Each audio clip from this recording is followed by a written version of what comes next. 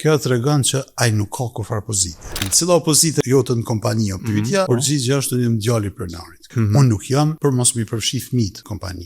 Jepja një detyrë, jepja një pozitë, caktoja më një vend, caktoja detyrat e punës. Nëse ai kryen çdo detyrat e punës, çutia jep ose që kompania jep, shumë mirë, gjithçka në rregull. Ai edhe den mi bose. Problemi më të madh ne kam me bizneset familjare. Te aspekt ligjor apo personal? Jo, unë kam problem me ta se dhimbën që po shkojnë te poshtë. Që bizneset familjare janë më shumë se biznese. Janë traditë, janë kulturë, janë trashëgimi. Ato e pasqyrojnë në farforme këtë shoqërinë tonë që ka evolu, që ka shku. Edhe nëse na i humbim çdo bizneset familjare që brezi 2, 3 nuk mrin me majt, na kemi humb shumë, se çfarë bizneset tona janë të reja. Kështu që para se mendoj që kjo është mirë me bën një strukturë, një organizim, një ndarje, edhe nëse ti ke fëmijë që nuk janë talent për me menaxhu, bëni një bord të aksionarëve dhe një bord menaxherial.